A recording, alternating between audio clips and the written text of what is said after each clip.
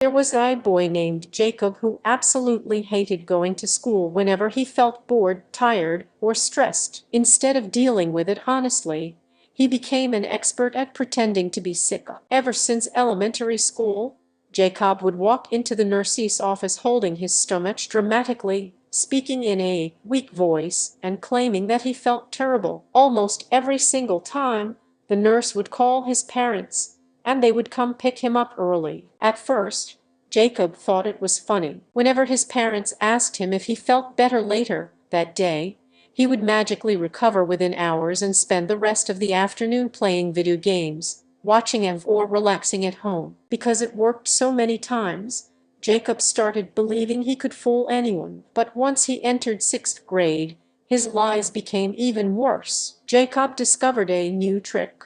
Whenever he wanted to leave school, he would ask his teacher to use the restroom. Instead of actually being sick, he would soak paper towels in water, throw them into a toilet or trash can, and pretend it was vomit. Then he would rush to the nurse's office acting terrified and weak. One afternoon, Jacob used the trick on a substitute nurse. "I threw up in the bathroom," he groaned while holding his stomach. The substitute nurse immediately believed him. Jacob was sent home early and even stayed home for the next 2 days. As he sat at home eating snacks and watching videos, he laughed to himself about how easy it was to trick everybody. But Jacob didn't realize his lies were slowly building a reputation around school. Teachers started whispering about him.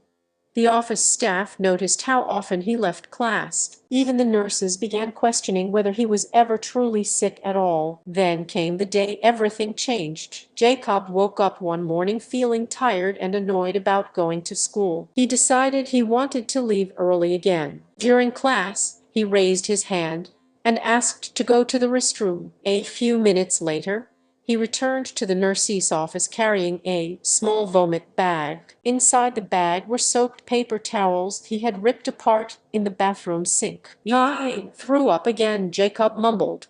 But this time a different nurse was working. She narrowed her eyes immediately. Earlier that day, she had already been suspicious of Jacob because of how often he visited the office. The nurse slowly opened the bag. For a few seconds, the room was completely silent. Then her face changed from confusion to anger. She held up the dripping paper towels and shouted, "Jacob, this is not throw up. These are wet paper towels." Jacob froze. "You have wasted enough time in this office," the nurse continued sternly. "If you come back here pretending to be sick again, you will be getting a referral immediately. Do you understand, Mac?" Jacob's face turned bright red with embarrassment. His heart pounded as students waiting outside the office looked over in confusion. Nobody had ever yelled at him like that before. Without saying another word, Jacob grabbed his backpack and hurried out of the office feeling humiliated, angry, and ashamed. For the rest of the day, he barely spoke to anyone. After that incident, Jacob stopped faking sick entirely. The fear of getting caught again scared him too much. Weeks later, something happened that Jacob never expected. One cold morning, he woke up with a pounding headache, chills, and a terrible pain in his stomach. He could barely stand up straight. "Mom, I think I am really sick," Jacob said weakly. His parents barely looked up. "Nice try," his dad sighed. "You're not skipping school again."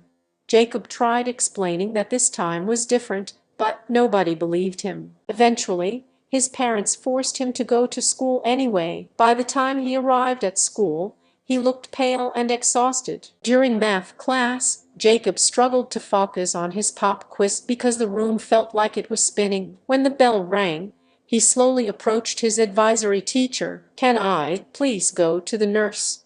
he asked quietly. His teacher rolled her eyes. "Fine.